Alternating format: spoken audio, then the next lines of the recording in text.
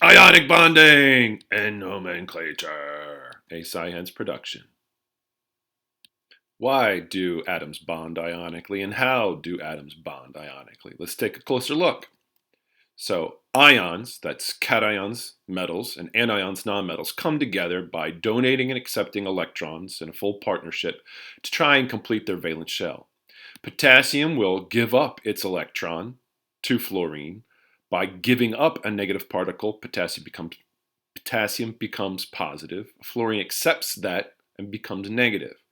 Now that they have charges, the opposing charges attract each other until they cancel each other out. This is held together by an ionic bond. So for my visual learners, this is kind of what's going on. Let's pretend that you have an unlimited supply of atoms. So here we have a bowl of aluminum and a bowl of chlorine atoms. Okay, and it kind of helps if you imagine those ions come together like puzzle pieces. So here I have a puzzle piece, and that's not actually what an atom looks like, but it's kind of representative. Aluminum is in column 3A and becomes +3 when it becomes an ion. So there's a aluminum puzzle piece or Lego brick with 3 positive particles. Now the positive particles attract negative particles, but chlorine is only worth a -1. Okay, it's in column 7A, so it only wants one more electron, and when it gains it from aluminum, it becomes a -1. So chlorine is done bonding. One ion of chlorine is done bonding. But aluminum still has 2 positive charges, so it still attracts another chlorine and another chlorine until the overall compound is neutral.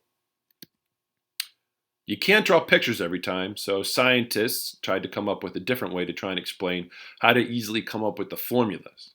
So we use what's called the crisscross method. And the way that it works is you have to determine the common factor between the two charges. Then you crisscross the numerical values to determine the number of atoms of each other's partner. You do not take the charge with it, it's just the number. So if aluminum's a +3, crisscross tells us we need 3 chlorine, and chlorine's a -1, crisscross tells us we need 1 aluminum. But here's the last thing, is always check for simplification, both in ratio and in formula.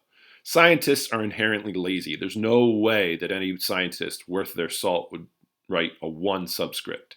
If I took the time to write AL, it's implied that there's at least 1. I don't need to write a 1. So make sure that the formula is read as AlCl3.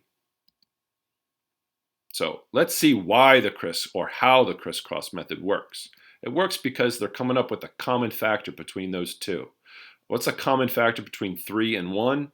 3. That means the multiple that they have in common. 1, 2, 3, 3, 6. Well, the first one that they have in common is the 3. So how many aluminum does it take to get to +3? 1. 1 aluminum ion is a +3 charge. Well, how many chlorine does it take to get to -3? 1, 2, 3. So that's why the crisscross rule method works. It helps us come up with a common factor between the two, and since the common factor is commonly found by multiplying the two numbers by each other, that means that we can find out the crisscross method gives us the number of atoms. So let's see how it works. Identify the charges, use the crisscross, then check for simplification. Here's an example. Magnesium and fluorine.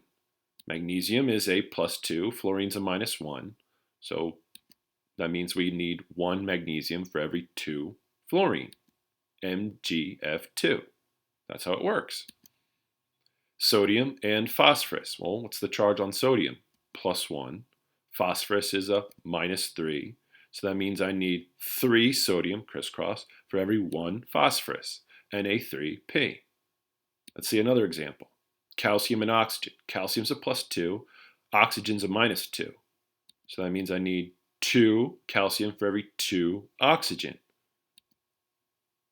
Now, something's not right here. With all the other Lego bricks that I have pictured there, they're held to each other. If you look at the Ca2O2 picture, see that line between the 2 different calciums and oxygens? They wouldn't be held together. Those are 2 separate compounds. That comes with the whole check for simplification. In math class, you'd never write a 2-to-2 ratio as your final answer. That can be simplified to a 1-to-1 ratio. So what we need here is not 2 calcium and 2 oxygen. What you need is 1 calcium for every 1 oxygen. So always check for simplification of the formula and the ratio. So let's look at another example. And if this one looks weird, it's because it's got the Roman numeral, because titanium is one of those, what I like to call jerk hole metals in the transition metal section, where it has a variable charge, meaning that it could be +1, +3, +2 is the most common, but it could be +4. Well, this one, titanium 4, that's the Roman numeral 4, it's telling us how many valence electrons it has. Titanium's a metal, it will lose those 4 to become a +4. So titanium +4, sulfur always a -2. Crisscross tells me I need 4 sulfur for every 2 titanium.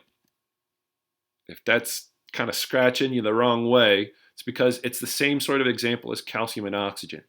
The ratio, 2 for every 4, could be simplified to 1 for every 2. So you shouldn't write Ti2S4, it should be TiS2, 1 titanium for every 2 sulfur. They counteract each other's charges perfectly. Now let's talk about nomenclature. Big fancy scientific word for proper naming. So here, metal, same as in the formula, metals are always written first. So when we look at this example formula, here I have rubidium, a metal. If I want to name this formula for Rb2S, I need to write the metal's name first, and I don't do anything to its name. So I just write rubidium. The next step is the anion always gets a name change. Its ending gets replaced with the suffix "ide." So sulfur becomes sulfide. So it's rubidium sulfide. Works every time. Let's see another example. So here I have strontium and oxygen. Metal's name unchanged, strontium. Non-metal's name, oxygen, turns into oxide. Proper name, strontium oxide. Next, special consideration must be given to those with variable charges. For instance, they need Roman numerals. Look at this guy, tin and chlorine. Tin is not a main group element, okay? It is not in an A column, it's in the transition metals. I don't know what its charge is, could be anything. So I need to look and write tin. I leave blank parentheses because I'm not ready for the Roman numeral yet because I don't know. I write chloride because that is the anion. So the name, metal, name unchanged first. Anion, ending replaced with "ide." But then I need to figure out what goes inside those parentheses. Since I don't know anything about tin, it could be +1, it could be +3. Most of them, the most common charge is +2, but this could be +5 for all I know. Since I don't know anything about this tin, but it's in a neutral compound with 4-chlorine, that means I need to look at the anion to be able to figure out what is the charge on that tin. So let's look a little bit closer. What is the net charge on 4-chloride ions? You kind of think of it like a balance. If there's -4, that's 4 chloride ions, each with a charge of -1, on this side of that scale, then what must be on the other side to properly cancel it or counterbalance it? Well, if you were thinking +4, you're right. So if the anion for chlorine gives me -4, then tin must be +4. There's only one tin, so that must be tin 4-chloride. That's how you figure it out. What you should not do is never, ever, ever try and do a reverse crisscross. Okay? You only be right about 70 to 85% of the time, which isn't good enough. You want to be perfect. What you need to do is always use this scale function. Look at the anion, what is the total negative charge, then what must be the total positive charge. If you just do a reverse crisscross, it doesn't account for simplified ratios. Let's look at an example. Here I have manganese and oxygen, MnO2. Proper naming, I write the metal's name unchanged, leave blank parentheses, oxygen turns into oxide. So it's manganese something oxide. If I did the reverse crisscross, look, the subscript on 2 on oxygen is 2. That must mean that manganese is a 2. If you did that, you'd be wrong. Dead wrong, I tell you. You can't do that. What you need to do is you need to treat it just like we did with the other one. If I have 2 oxide ions, oxygen's in column 6A, it wants 2 more electrons, so that's -2. Well, 2 oxygen minus 2 minus 2 is a total of -4. So then the other side better be +4. So that means that this must be manganese 4 oxide. That's what you do. Do not do reverse crisscross, ever. All right. Thanks for watching.